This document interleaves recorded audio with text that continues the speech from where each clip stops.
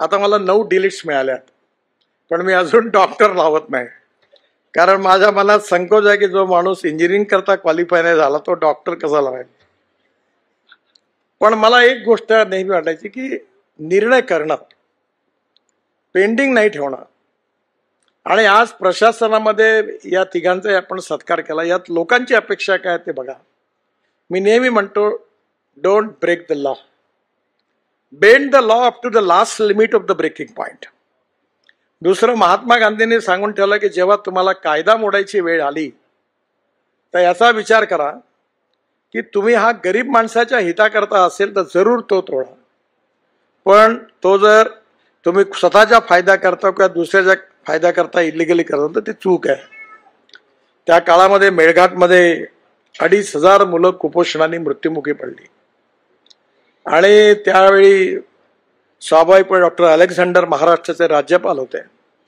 मी राजदूतवरून त्यावेळी मेळघाटमधल्या गावात फिरलो. परिस्थिती खूप खराब होती आणि फॉरेस्टवाले काम करू देत नव्हते. आणि त्यावेळी बऱ्याच वेळा एक कमिशनर होते, ते आमचे नांदेडचे होते, ते अमरावती विभागाचे कुलकर्णी म्हणून IAS ऑफिसर होते.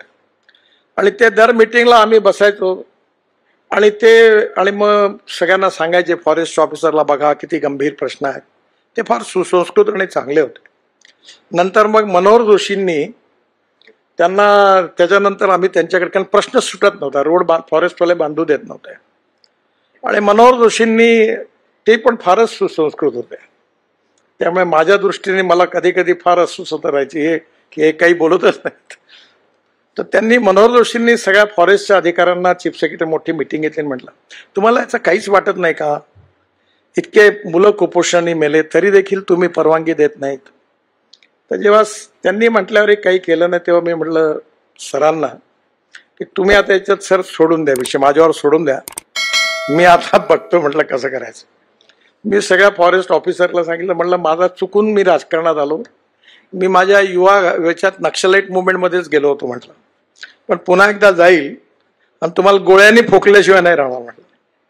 आणि त्यानंतर मी फॉरेस्टवाल्यांना जे काही केलं ते मी आज सांगू शकत नाही. आणि त्यानंतर पूर्ण मेळघाटचे रस्ते झाले. मर्चंट नावाचा, बोंगरेवार साहेबांना माहिती आहे, आमच्याकडे आता अचलपूरला आहेत ते, आणि सगळे रस्ते पूर्ण झाले. हायकोर्टात केसेस पण झाल्या. पण त्या सगळ्याच्या ह्याच्यात मी बोंगरेवारांना सांगितलं की मी आता तुमच्या प्रचलित पद्धतीने जाऊन शेवटी हे करणार आहे, कमी जास्त झालं तर सरांना म्हणा आता सांभाळायचं, दुसरा उपाय काही नाही. त्यावेळी बोंगरेवार माझ्या मागे खंबीरपणे उभे राहिले.